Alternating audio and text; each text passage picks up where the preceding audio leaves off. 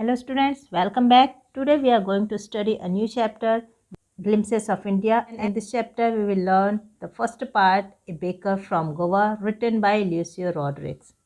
So let's start. About the author, Lucio Rodriguez. From 1916 to 73, he was a great Konkani essayist. He wrote several articles in English and Konkani to various periodicals and magazines. He served as the visiting professor of folklore at many universities and also as a professor of English in Mumbai and Goa. Rodriguez's essay in English and the English translations of his Konkani essays were posthumously published under the titles of The Soil and the Soul and Konkani Folk Tales. Right? So let's start with the introduction of this chapter. So this chapter is a pen portrait of a traditional Goan village baker who still has an important place in the society. Right? What changes take place in the life of the baker with the passage of time? A glimpse is presented in this extract.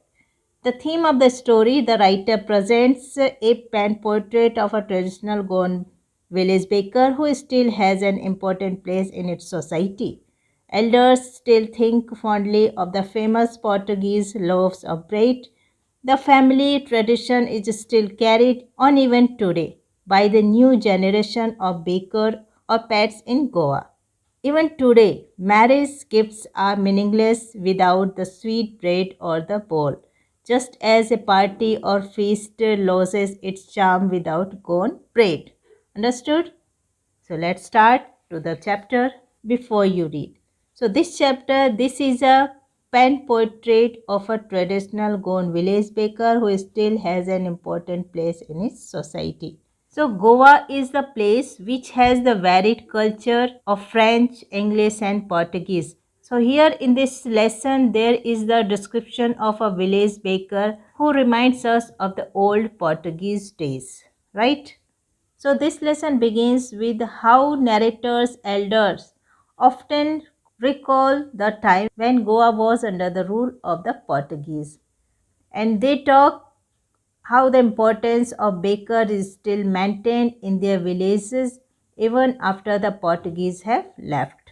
Our elders are often heard reminiscing nostalgically about those good old Portuguese days, the Portuguese and their famous loaves of bread. Here, reminiscing nostalgically means thinking fondly of the past, and loaves means bread that is shaped and baked in a single piece and can be sliced for eating. Those eaters of loaves might have vanished. Here, vanished means disappeared suddenly. But the makers are still there. We still have amongst us the mixers, the molders, and those who bake the loaves. Here, molders means person who molds dough into a shape. So this story takes us back to the time when Portuguese ruled Goa and they were immensely famous for their bread.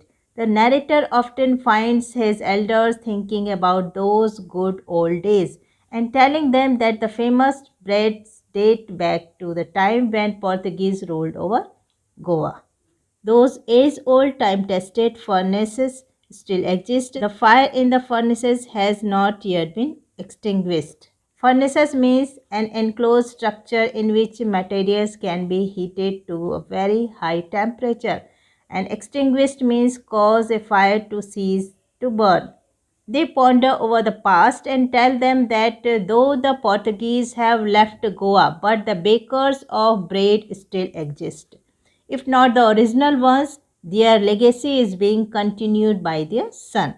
The third and jingles of the traditional bakers bamboo heralding means announcing his arrival in the morning can still be heard in some places. Maybe the father is not alive, but the son still carries on the family profession. As the father is not alive, but their legacy is being continued by their son. These bakers are even today known as padar in Goa. During our childhood in Goa, the baker used to be our friend, companion and guide. He used to come at least twice a day. Here padar means word for baker in Portuguese language. So the baker are still being referred to as padars. Everything about baking is still the same. Wrangling from those who mold the bread loaves to the furnace which have survived the ravages of time. The sound of their arrival and the thud of their bamboo stick can still be heard just like the olden times. So during our childhood in Goa, the baker used to be our friend, companion and guide. He used to come at least twice a day. Once when he set out in the morning on his selling round, and then again when he returned after emptying his huge basket. So the narrator recalls that the baker acted as their friend and companion during their childhood days in Goa. So the baker used to visit twice a day. Once while he was on the round to sell his loaves, and other time while returning back with his empty basket. Okay, right? Having sold all the loaves, right? Move to next paragraph. The jingling thud of his bamboo wake us up from sleep, and we ran to meet and greet him. Why was it so? Was it for the love of the loaf? Not at all. Jingling means light metallic ringing sound. So here it was the sound of his bamboo stick that woke the children up. So here writer records the sound of his bamboo stick that woke the children up. The children were so excited to meet him and chose from the bread bangers or coconut he made specially for them. And while the bangers were for children, loaves were for the adults, and that were generally collected by the maid servant of the household. The loaves were bought by some Paskin or Bastin, the maid servant of the house, and that were longed for were those bread bangers which were chosen carefully. Sometimes it was sweet bread of special make.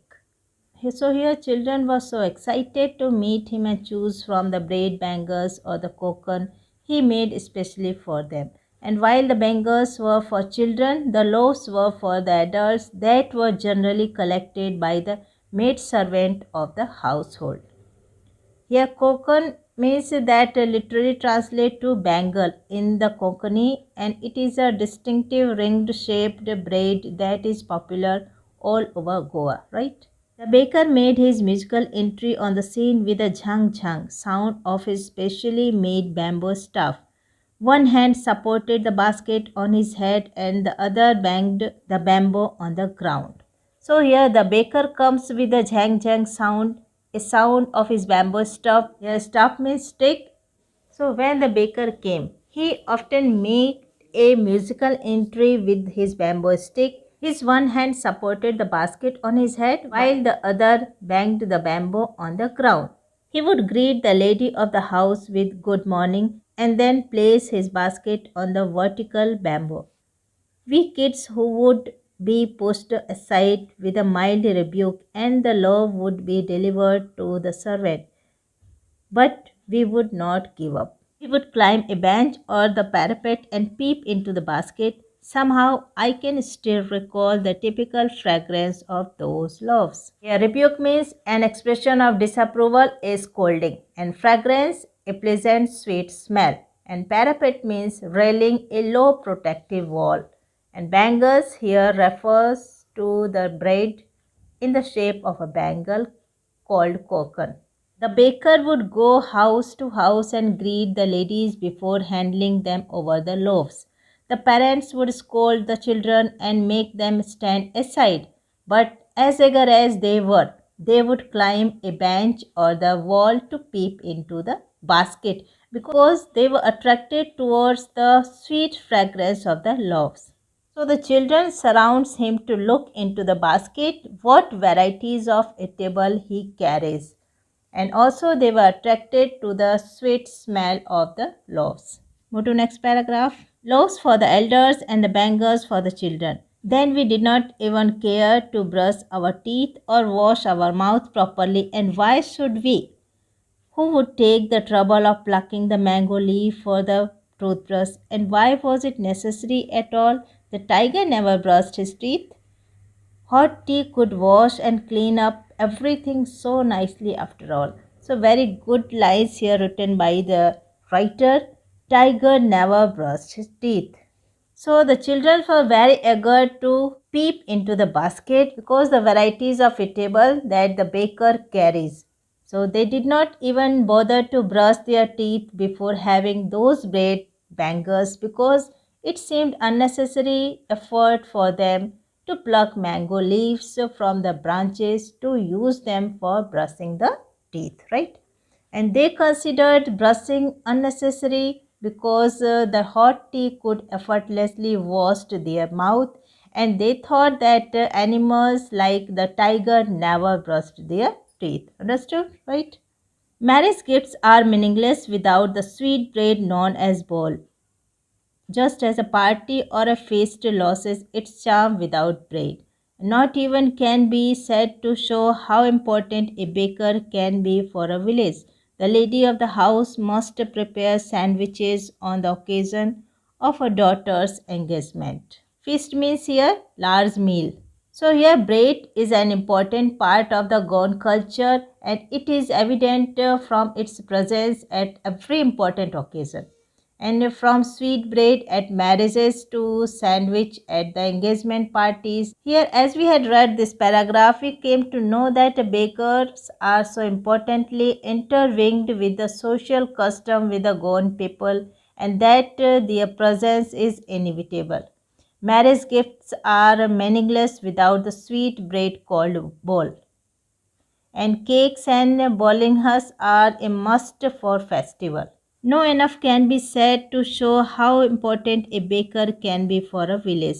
The lady of the house must prepare sandwiches on the occasion of her daughter's engagement. So, bread is an important part of the Goan culture and it is evident from its presence at every important occasion. Okay, and from sweet bread at the marriages to sandwiches at engagement parties. Cakes and coconut cookies at Christmas as well as other occasion makes the presence of a baker in every village and it is very essential. So cakes and bolinhas are a must for festival, right? A baker or bread seller of those days had a peculiar dress known as kabai. It was a single piece long frock reaching down to the knees. So bakers were known to have worn unique knee-length frock dresses, typically known as kabai. So which type of dress baker wore? Here baker has worn a knee-length frock dresses and it is known as kabai. In our childhood, we saw bakers wearing a shirt and trousers which were shorter than full length ones and longer than half pants. Even today, anyone who wears a half pant which reaches just below the knees invites the comment that he is dressed like a father. In this paragraph, narrator recalls his childhood days, and in the narrator's childhood days, he had seen them wearing shirts and pants whose length was shorter than the usual ones, and it was a part of their identity.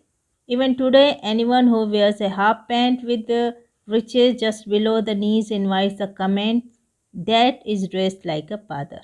It was a part of the identity so much that even if someone wears that trousers length now, he is said to have dressed like a baker or a father as it was said in olden times. The baker usually collected his bills at the end of the month. Monthly accounts used to be recorded on some walls in pencil. Baking was indeed a profitable profession in the olden days. The baker had a way of making monthly record of bills on the wall using a pencil and then collecting the money at the end of the month. Understood? The baker and his family never starved. He and his family and his servant always looked happy and prosperous.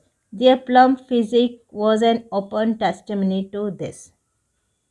Here, plump physique means pleasantly fat body, and open testimony means public statement about a character or quality.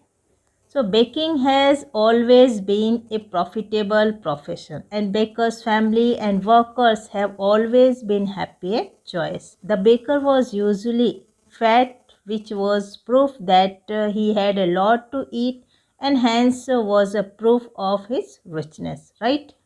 Even today, any person with a jackfruit-like physical appearance is easily compared to a baker. So in this last sentence, we come to know that even to this day, someone with a well-built body is compared to a baker, right? So students, that is all about the chapter. I think all you would have understood it well. Study well, keep learning. Thank you.